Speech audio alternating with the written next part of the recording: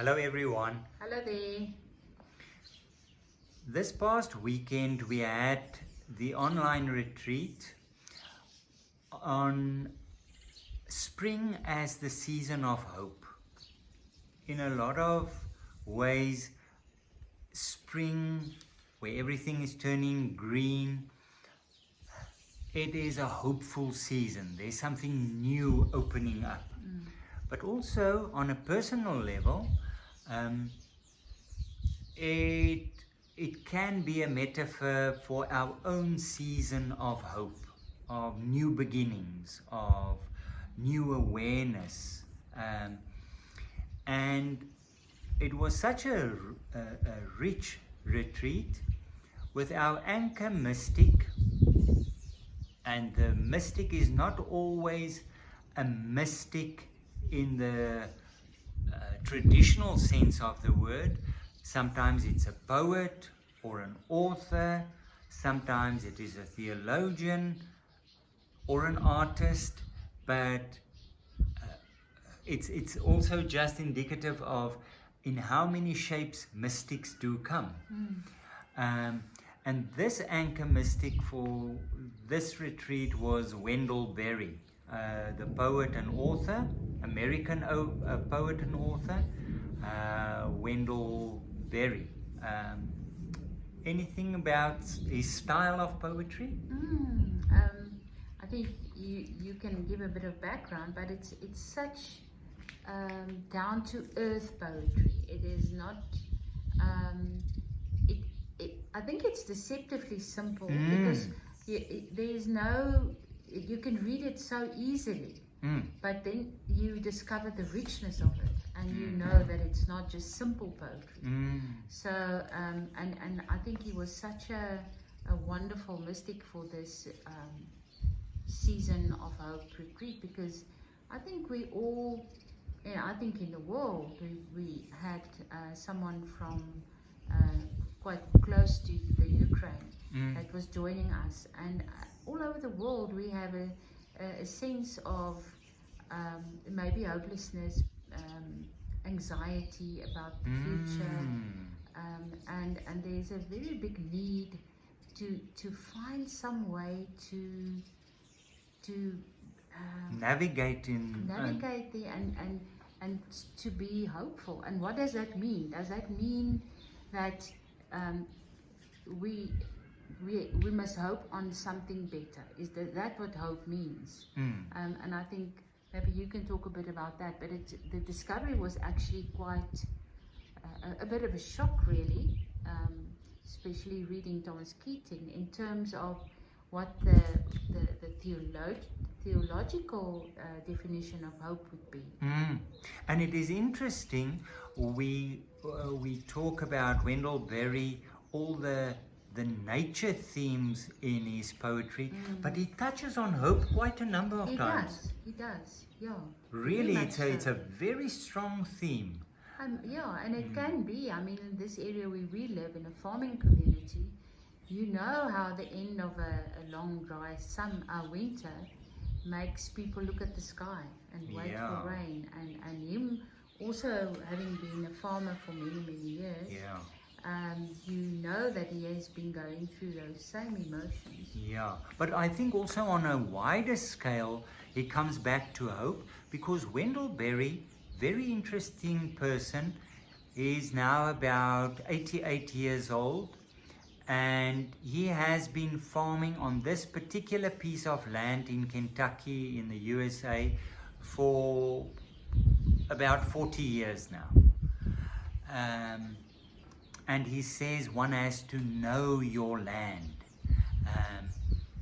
know the soil underfoot, the ground underfoot. He always comes back to that. So he's a farmer, but he has also been a lecturer in English, and he's an author, the writer of essays and novels, but he's also a conservationist and an activist, because he's really concerned about the way farming is not always in step with the rhythms and patterns of nature. So often he's quite polemic in terms of the conversations that he has with Department of Agriculture and chemical companies and so on. So he's very much an activist as well. And I suppose, with that being said, hope is something, there's a lot of things in that context that can make one despondent. And you say it is a hopeless case. People are so focused on the mighty dollar that they don't care what happens with the soil underfoot or their surroundings and so on.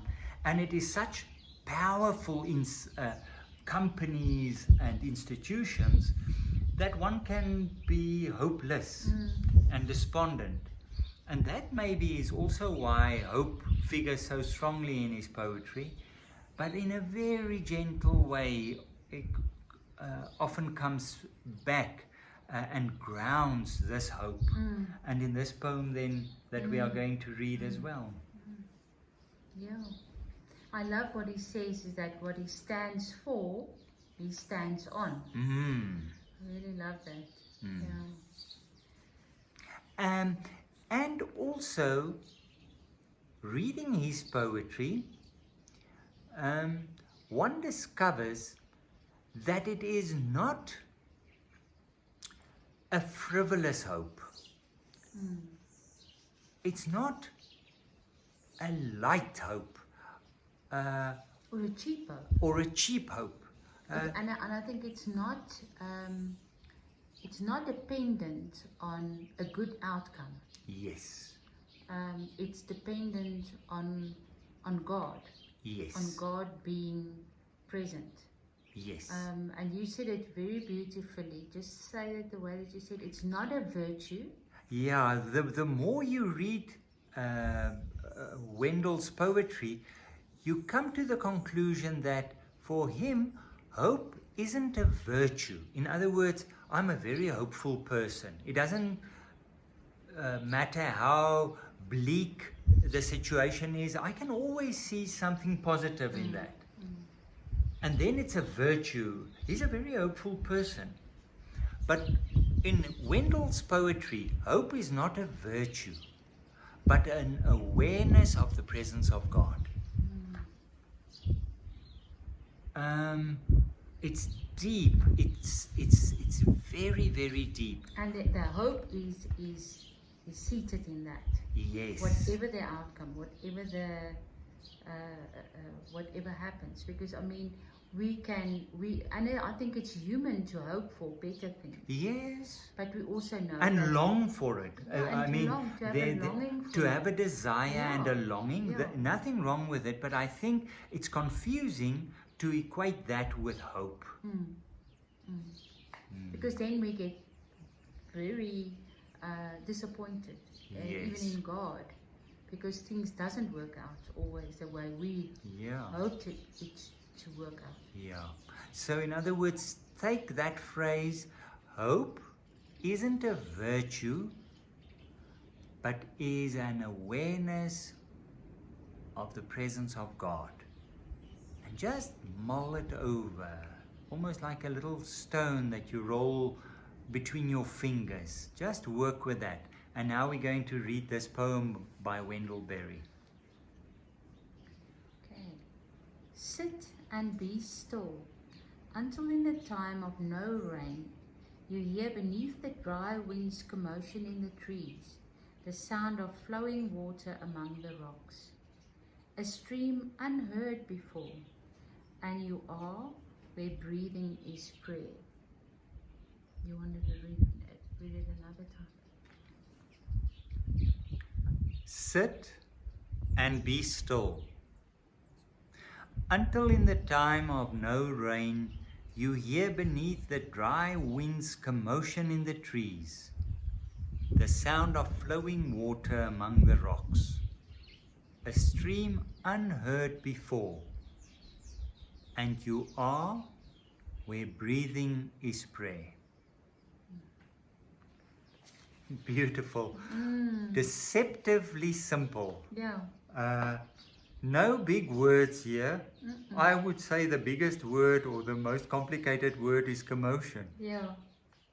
But it's almost as if somebody comes to him and says, you know, it's just life is just so difficult at the moment. How do I get through this? And then he starts and he just says, sit and be still. Mm. So that's his advice. Sit and be still until in a time of no rain. So for us here in the farming community, it can physically mean a drought. But it can also mean a time in your life where you don't see a way out. Or you feel overwhelmed. Yeah, some crisis, a dryness in maybe relationships or in your work. You're just experiencing a drought and a longing for rain.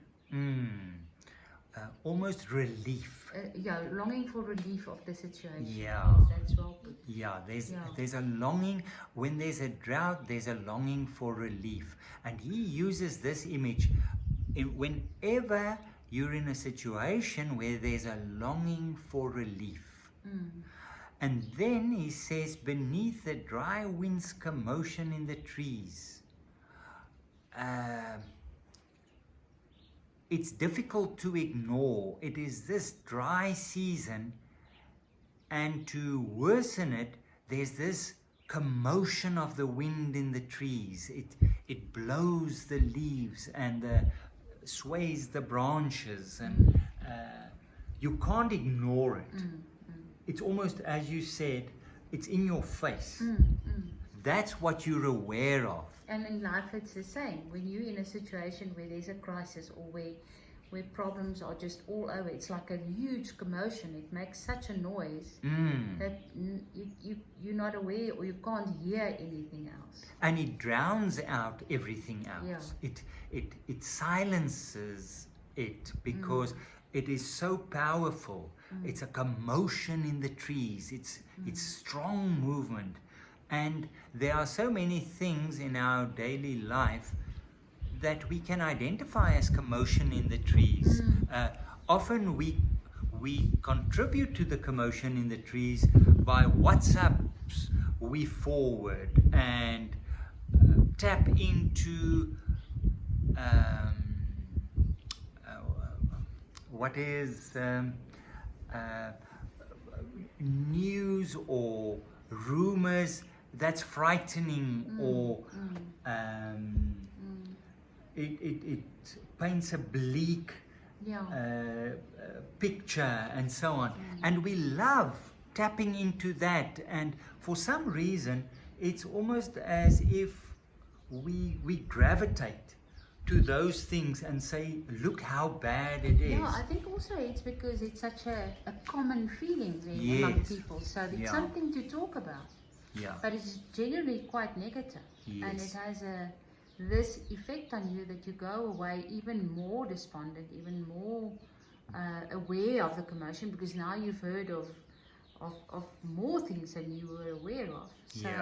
So the commotion just gets worse. Because often in the sharing of really bad news, there's somebody there who has inside information who can tell you really how bad things are.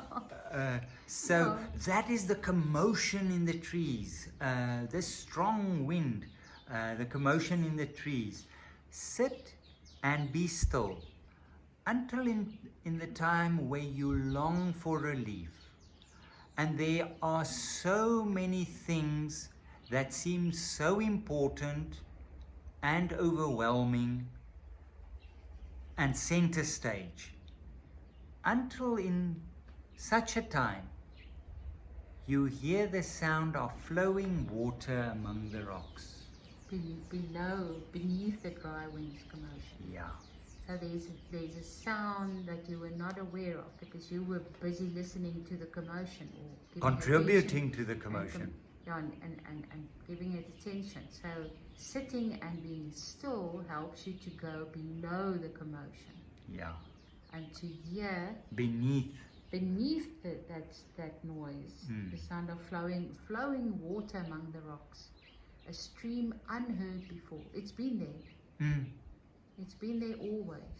And isn't it a beautiful sound? If you imagine yourself, the sound of flowing water Yeah, especially over rocks. over rocks. It's lovely. Yes.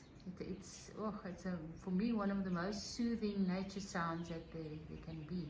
In other words, sit and be still until in this hopeless situation you hear the soothing sound.